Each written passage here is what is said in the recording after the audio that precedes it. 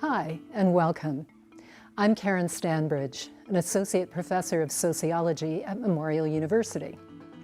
And in this video, you're going to see a bunch of other videos about archives and archival research. Now, whatever you may or may not know about archives, I'm sure you're aware that the documents, photos, and other materials in them are old. Some of these things are really old. And because they're old, you can't just throw them in a box or stick them in a binder and hope for the best. They need to be treated and handled with great care so they're not damaged or ruined. This means that archival materials have to be prepared properly to ensure they last and don't fall apart. Not only that, once they're prepared, the conditions under which these materials are kept and accessed have to be controlled and monitored so that they don't deteriorate. The temperature and humidity of the room is important, for example, and there are often rules around how people can look at and consult archival pieces. That's what the next few videos are about. These all have been produced by the ANLA. That's the Association of Newfoundland and Labrador Archives. The first video will tell you all about how conservationists prepare old scrapbooks for storage in an archive. Next, you'll find out the processes involved in storing, handling, and moving archival pieces. And the third video talks about preserving and maintaining bound volumes. In the fourth and final video, you'll learn about some of the archival pieces stored in the Maritime History Archive here at Memorial University. And you'll join a MUN student as he interacts with the archive and the archival materials to do some research on one of his ancestors. Now, this involves him having to wear some very fashionable Mickey Mouse style gloves, so stay tuned for that. So let's get started. This first video is about conserving scrapbooks. Scrapbooks were a big thing in the 19th century, and they're really cool to look at because they usually contain photos and newspaper clippings, cards, letters, just like the scrapbooks we keep today. They're like a little treasure trove of materials that can give you a glimpse into what was important to the person who compiled the scrapbook and give you a sense of what life was like more generally at the time it was created. But they are very hard to preserve, as we'll see.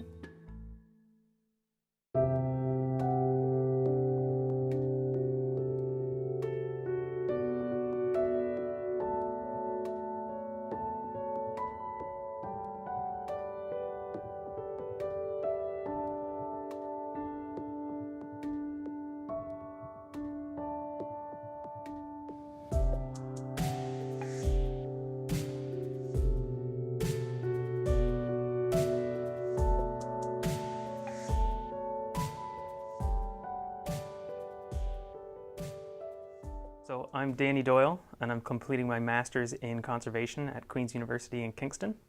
And I'm going to speak on the conservation and degradation of historic scrapbooks. Scrapbooks were mostly used in the 19th and 20th century, being a great phenomenon then. And because of their main materials, their mixed media made of photos, newspapers, and physical objects, that these cause many inherent problems. The mixed media that make up scrapbooks can be a very varied composition, including photos and newspaper clippings, physical objects, even hair, metals, cigars, things such as this.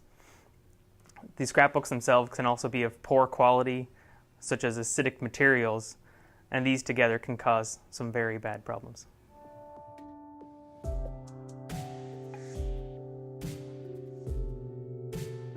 There are three main methods in the deterioration of historic scrapbooks. The first being the inherent vice of the material, which is when things deteriorate simply because of what they're made out of. Improper storage, which includes the environment such as temperature, humidity, and improper use or handling of the scrapbooks.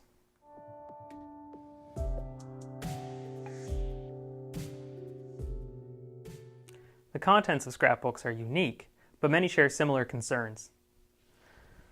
The pages of which they're made may be of poor quality paper, leading to yellowing and eventual embrittlement. The original binding may become strained from being overfilled and thus fail. Plastics in more modern scrapbooks are often unstable and over time will yellow, brittle, and exude sticky plasticizers onto the surface. Unstable adhesive tapes will also yellow and fail, often causing the items that they attach to become lost. Metal attachments, such as staples or paper clips, will rust and stain the surrounding paper.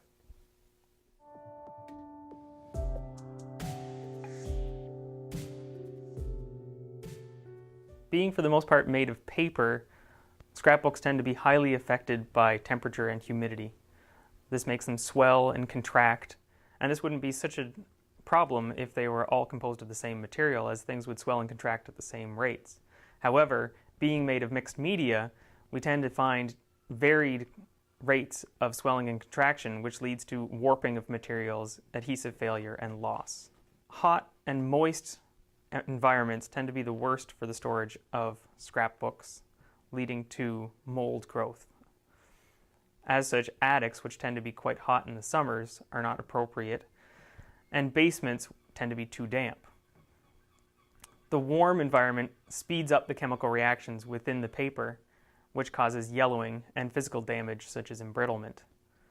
Cool and dry storage environments are the best, as these slow the chemical reactions and discourage the mold growth. Air circulation is also quite important for storage areas. Food and drink obviously can permanently stain collections. They can also attract pests, and as such should be kept out of all storage and handling environments.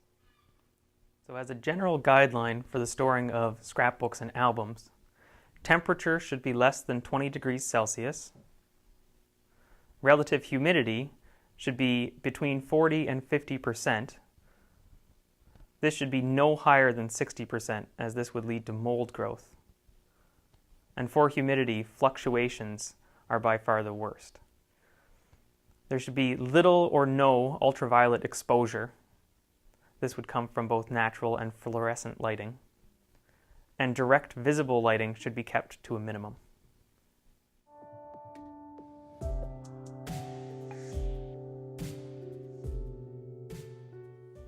For the storage of scrapbooks, small and medium-sized scrapbooks can be stored upright with others of similar size. However, many scrapbooks are oversized and heavy, and these are best stored flat. Often they're filled to bulging, putting strain onto their bindings, and as such they shouldn't be stacked. Flat storage also protects loosely attached items and pages inside of the scrapbook. Many scrapbooks suffer from acid migration. This is where the acids from one page stain the facing page, causing a ghostly image. This can be alleviated by using a sheet of acid-free tissue.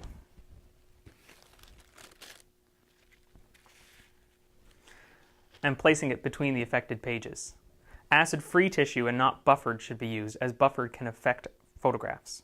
For books that are already bulging, placing strain on their bindings, this should only be placed between the worst affected pages. Taking apart scrapbooks has many physical and ethical problems, and in many instances, leaving the book alone and storing it in an acid-free box is best.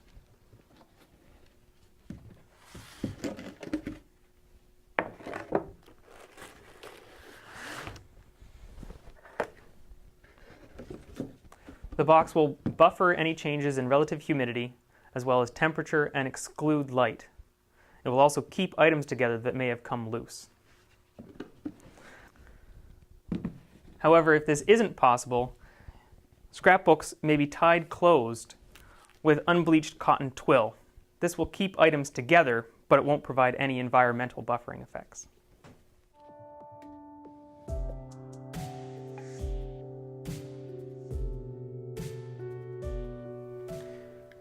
Because some items may be loose inside scrapbooks, it's important to carry them flat and supported.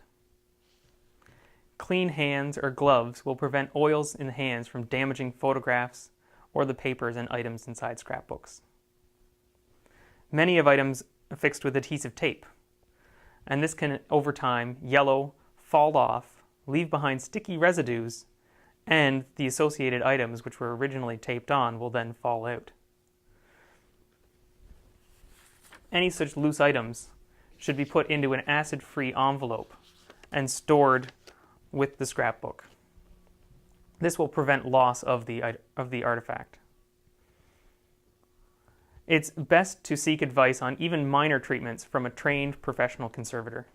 Reattaching items while seeming like a simple treatment, if not done to conservation standards, can be extremely damaging over time. The best method for preventing damage to artifacts is to limit their use. If their use is not suitable due to the value of the scrapbook, their condition, or security concerns, can loose items be taken out of the scrapbooks? The pages can be digitally photographed. This allows access to the scrapbook without having to undergo the physical stress of use. Scrapbooks and albums are found in large numbers in the collections of museums and archives, libraries, and historical societies. Though often made of poor quality materials, through proper storage and handling, and the use of duplicates such as photocopies or digital photographs, it's possible to extend their lifespans while maintaining access to the information that they contain.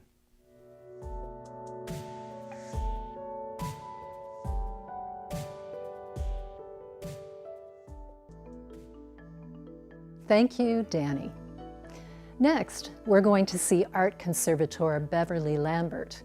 She's going to talk about the environmental conditions that need to be maintained in an archives, as well as some of the things that conservators need to be concerned with to ensure that archive pieces are cared for and moved safely. As we're learning, it takes a lot of effort to preserve and store archival materials properly. You need conservators who have been trained in the techniques of preservation. You need the space to keep everything. And you need an archivist who can help order and access the materials and make sure they're not exposed to conditions that will damage them. That's a lot. At one point in this next video, we're taken to a room at the St. John's Basilica, where you'll see that they're doing their very best to store art, clothing, and other things pertaining to the long history of the church. These are obviously important to the history of our city and province, but making sure these things are preserved is not a simple task. Let's watch.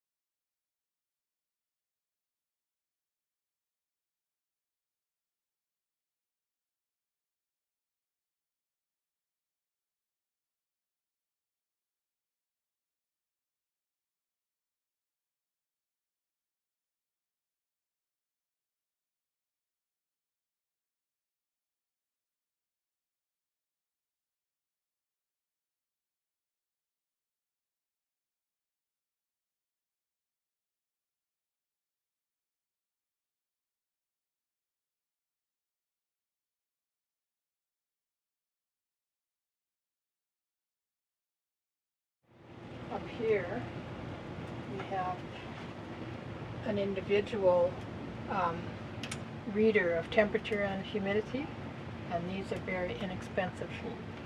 Purchased at Canadian Tire or somewhere, and they just keep a minimum and maximum, so they have to be looked at and otherwise recorded if they didn't have a recorder in here. And then again, rolled, they have very long maps, which are too long to store in map cabinets flat. So those are all rolled and individually laid out, so they don't get too tattered. Again, the map cabinets for flat, large maps and other works on paper. This is the outside wall, and there's windows covered with curtains to keep light out. Plaques.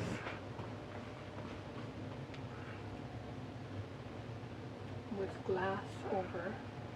And they are on an outside wall, you might notice, but the wall is extremely thick and sturdy, so it's a good buffering against changes in temperature. Here's some examples too of the design for Bowring Park and different regalia that is quite common in archives collections. So this is a way of displaying it, but it's also safe for long-term storage. And this is a good example of hanging systems for larger works. That's safer to have 2 or 3 even separate sturdy hangers and then hooks or nails or whatever, hooks in the wall corresponding rather than having a wire. It's safer for security and it's safer for safety.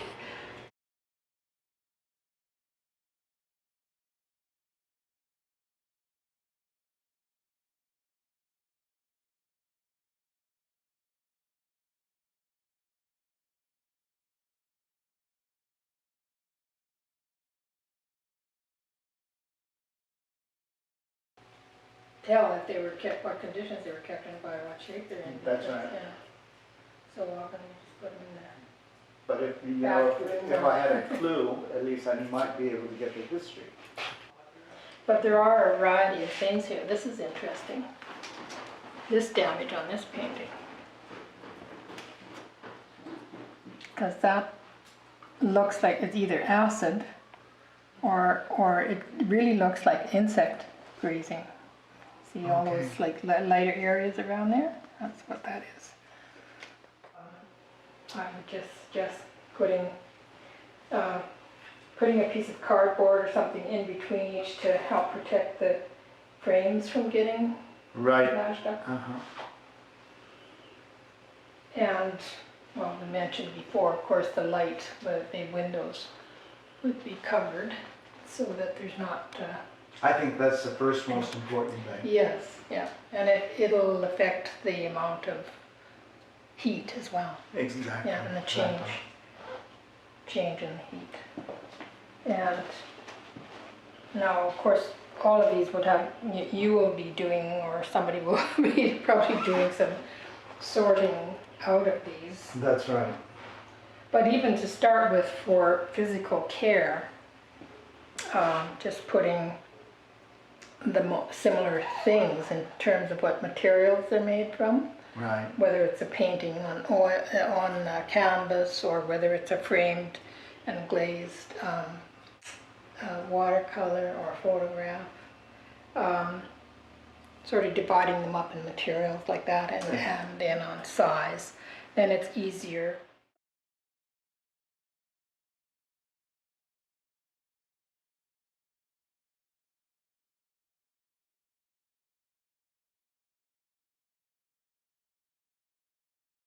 This is a demo of backing a painting. One of the most important things you can do to protect a painting against damage and handling. This is our demonstration painting. It is a canvas painting on a stretcher, and to protect the back, we like to put a cover on it so that if something jabs against it, it will not damage the painting. And there are a variety of materials that you can use. What is readily available is this material called Coroplast. It's a corrugated plastic sheeting, and we have cut it to size to fit on the stretcher. And to attach this, we just I use a punch to start a hole, and then it is attached with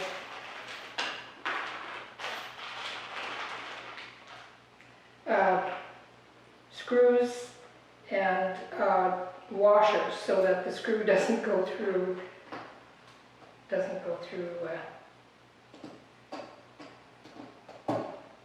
the plastic. board. And I'll just start it to show you.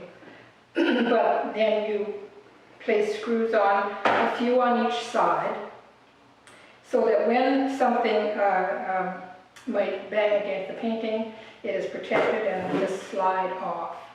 Also, it protects against dirt and dust collecting inside the stretcher, which is a common thing that happens. Just take this out to show you. With older paintings that have been stored for some time, there's often a lot of material that has fallen down in here, and what happens with that is it collects and packs down over the years, and it can pop the paint off. So we don't want that.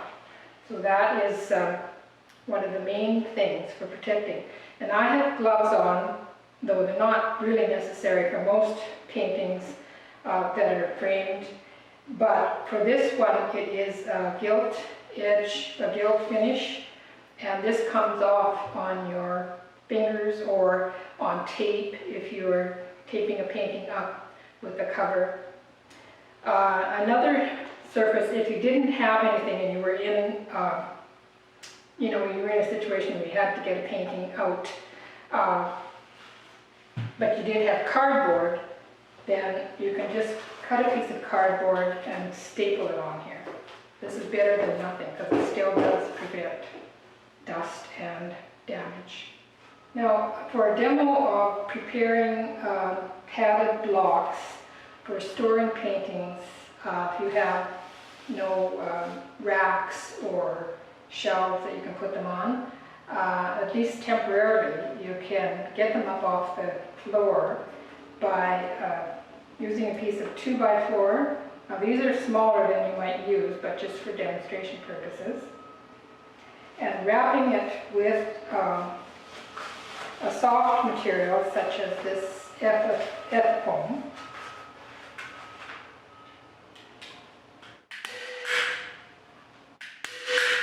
Stapled, makes a lot of noise. Stapled on, it doesn't have to be fancy. Now that wouldn't be, it catches and rips quite easily, so we usually cover it with some cloth. Now the best would be a piece of old carpet or something, but this burlap type of material is also has a bit of tooth, so it's it will do.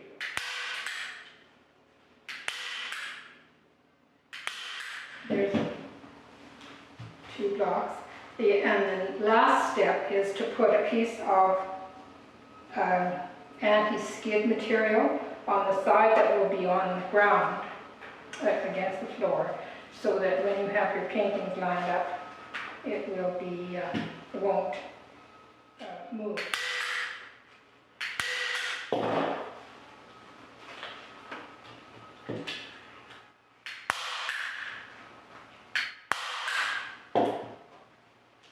Okay, this is to show the use of the padded blocks in your temporary storage to stack paintings against a wall.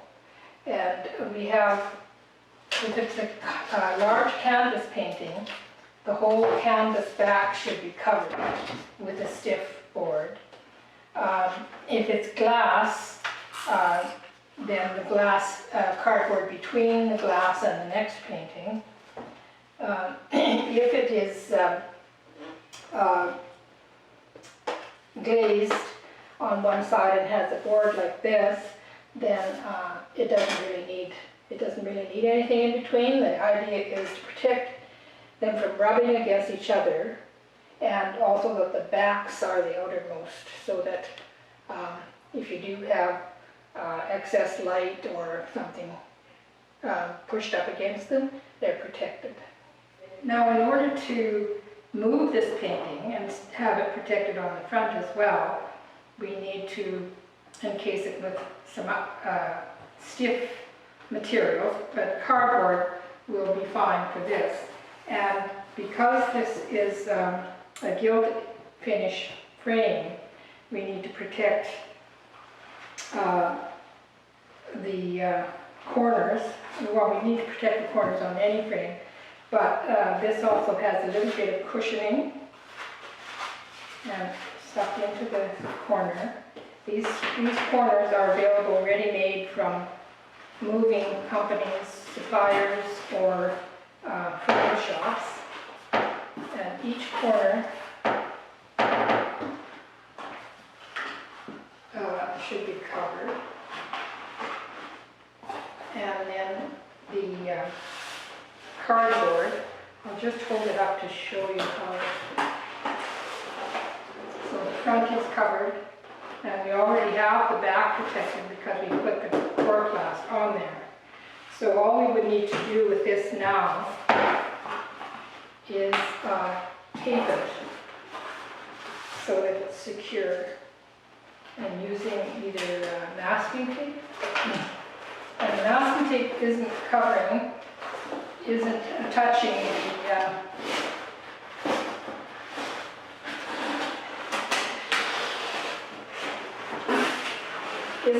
the frame. So any tape that you use on any finished frame should not touch the frame finish, because it might, when you take it off, it'll take some of the finish off. You don't want something as strong as, a really sticky tape, because of the fact that it's hard to get off, and then it might pull off some of your finish.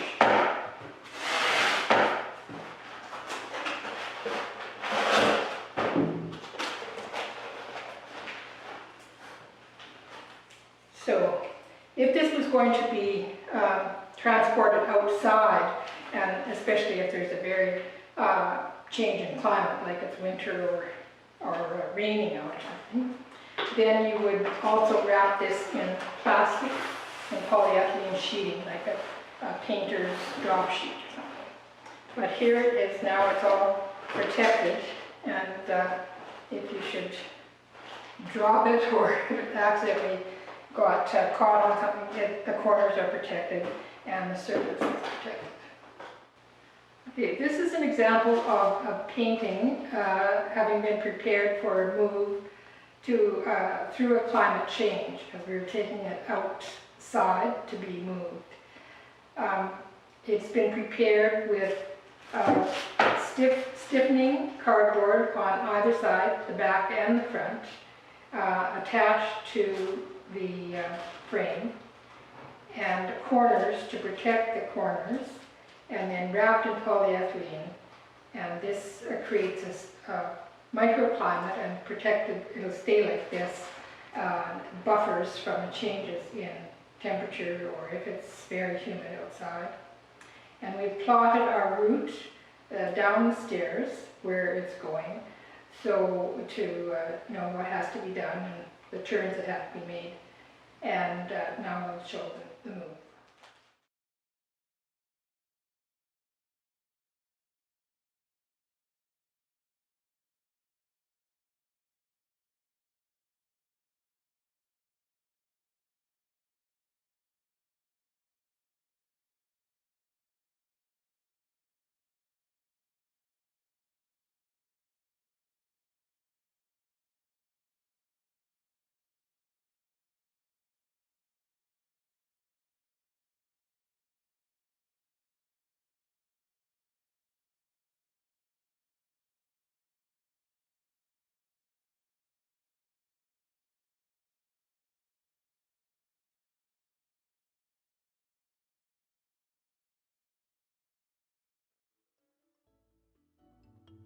This last ANLA video is about the storage and handling of bound volumes in the archives. If and when you visit and do research at an archives, you're probably going to be looking at a bound volume of some sort. So I want you to pay special attention to this one.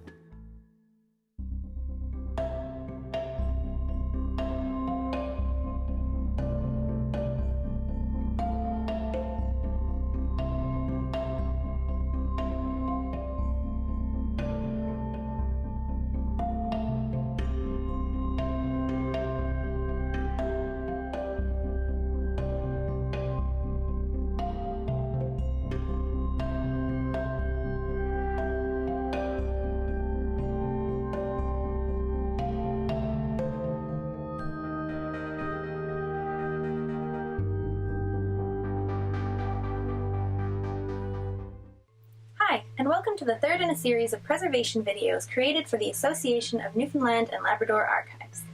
I'm Stephanie Machikian. And I'm Nicole Joyce. Today we're going to be discussing how to care, store, and handle your bound volumes in an archival collection. This instructional video will help you care for the books that you handle so they can be maintained for generations to come.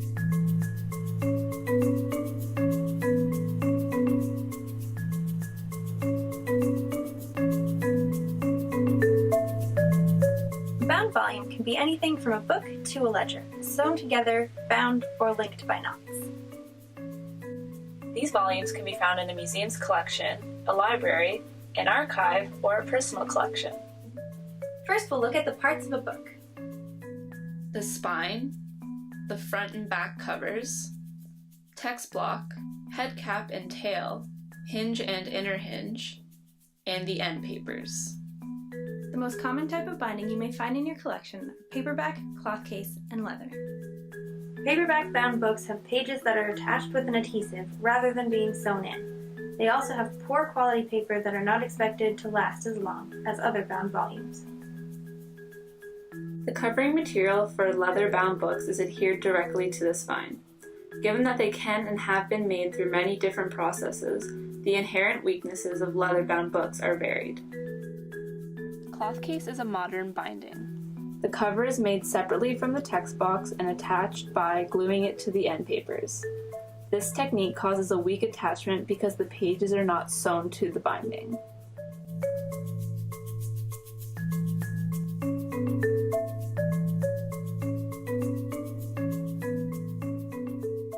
Bound volumes have a number of weaknesses that we hope to help you mitigate.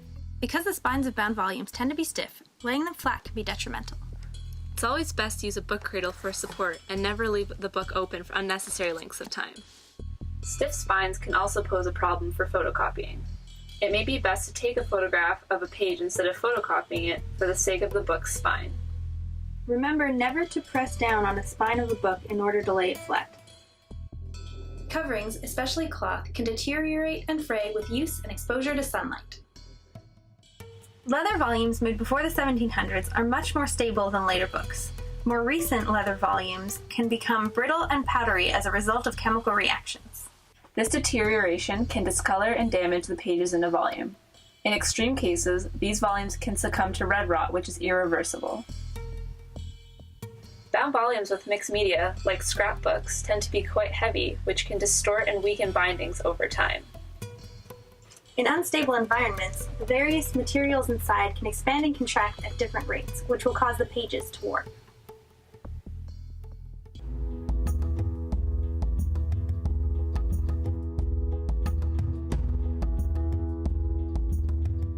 The best way to make sure that the bound volumes in your care will last a lifetime is to limit their handling as much as possible. If a book is frequently used and you're noticing wear, it may be best to make a copy, either paper or digital. This ensures that the content is still accessible for research, but the original document is safe and secure. However, if a document is already in bad shape, photocopying may damage it further. In this case, using transcripts might be the best solution. You'll want to make sure that you have a clean workstation before taking out any documents. Don't eat, drink, smoke, or have large bags and objects around the workstation. Make sure you only take out one collection at a time to avoid clutter. Remember to use only pencils and not to write on top of the documents. Don't push or drag the books on the table as they can snag. Use a book cradle if available to support the spine. And never fold the pages. When transporting a bound volume, make sure to hold it lightly and at diagonal corners. If it's heavy or you're transporting more than one item, use a cart. The policy on gloves can differ from one institution to another. Wearing gloves might make you more aware of the way you're handling the book. However, gloves can also reduce your sense of touch and damage the documents. Whether or not you choose to wear gloves, it is important to always have clean hands as oils and dirts can damage the documents. There should always be enough space between books on the shelf so that you can handle it from its strongest point. When placing or removing a bound volume from a shelf, never pull from the spine, especially from the head cap, as it can tear. Always store them with other volumes of the same size in order to support each book. Not doing so can cause the covers to warp. It is also important to store books with similar materials together to avoid staining. Most bound volumes should be strong enough to stand upright. However, if it's more than 18 inches high or its spine is more than 3 inches wide, it should be stored flat. Flat volumes should not be stacked unless they are placed in weight-bearing boxes. This should also be the storing method for fragile or damaged volumes. Twill tape can be used to keep loose pages or covers together as an alternative to a box. If a document is damaged, don't do anything irreversible, and always consult a conservator if you're not sure what to do. Thank you for joining us in ensuring the longevity of historical documents. And please remember to turn the lights off on your way out.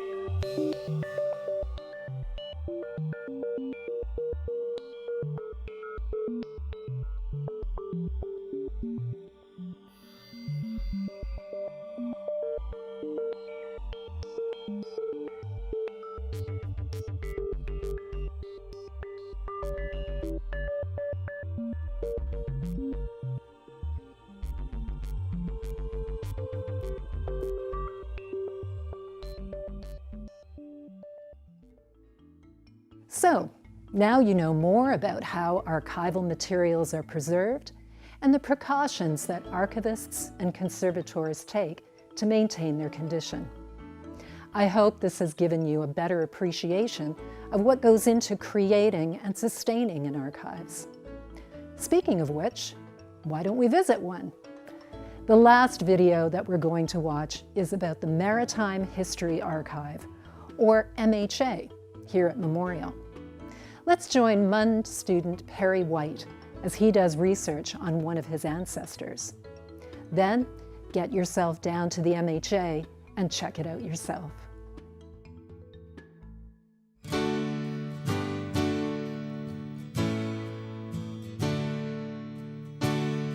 There are plenty of reasons to visit Newfoundland and Labrador.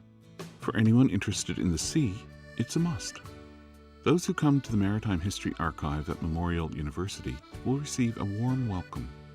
They'll also get a glimpse into the rich, exciting, and sometimes unsettling histories of merchant seafarers, men and women who crisscrossed the North Atlantic and other waters during the 19th and 20th centuries. Distant researchers can also explore the archive's collections. Photocopies can be sent in the mail or digital images through email. Yet there's nothing quite like being there. Handling these documents and seeing how they fit together. It makes a whole lot more sense when you see the entire document. And then there's always the possibility that you'll find yourself on a paper chase across the centuries. The intention of this website is to make that hunt easier and to show you some of the things we could only begin to describe with words.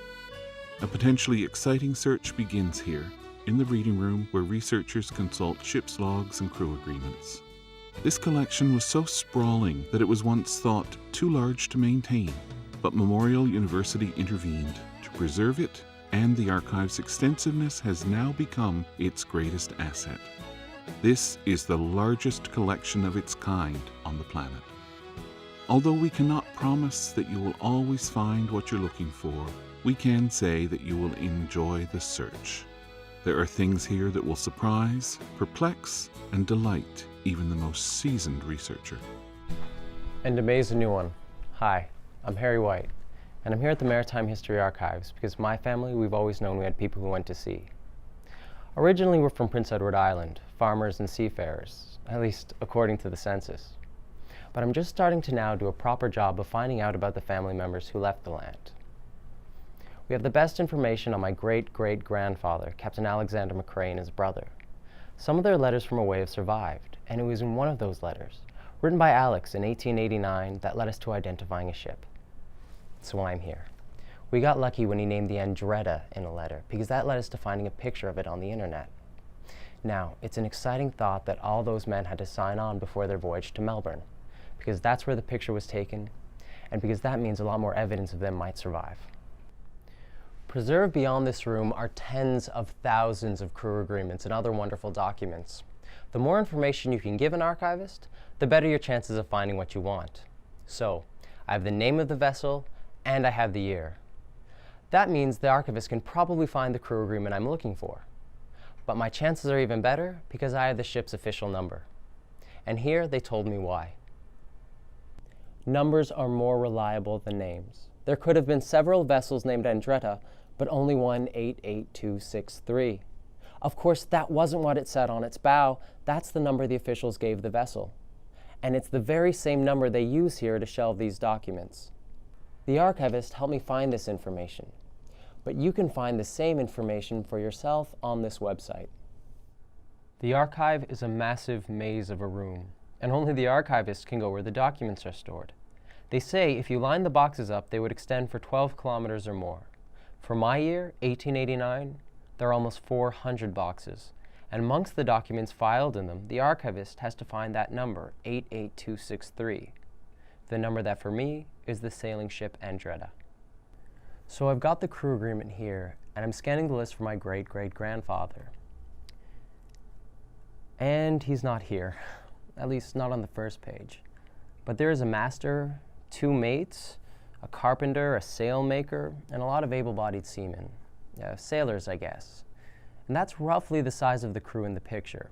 The adults anyway. There's a lot of young boys there too. And there he is. Alexander McRae, he signed here. It says he's a mate. His pay, £7 a month. Apparently he signed on in Gothenburg in 1887, just a couple of weeks after the Andretta set sail from Antwerp. And he stayed with her until she arrived back in Bristol, England in 1889. Apparently, the last leg of their journey took them around the west coast of North America, since their consul stamped these documents in Los Angeles and Astoria, Oregon. But what about Melbourne? Where does that factor in? Since remember, that's where the picture was supposed to have been taken. And there it is, Melbourne. Apparently the ship was in Melbourne between February and March 1888. And so was my great-great-grandfather. Chances are then that he's in that picture, as a 26-year-old mate, set on a sea career, on climbing the ladder till he eventually becomes a master. Other crew came and went. There were an amazing 70 individuals in this one long voyage. Some packed their bags and left in Melbourne to seek their fortunes in Australia, and evidently without the master's permission, since he has them listed as deserters in this column here. There's probably more information about them in this document here, which is the ship's official log, and it came with the agreement. There's a whole career, and a whole part of Alex's life opening up in these pages. But evidently, that'll have to wait for another day, since I think the archives are closing. Yeah, time to go. But I'll be back.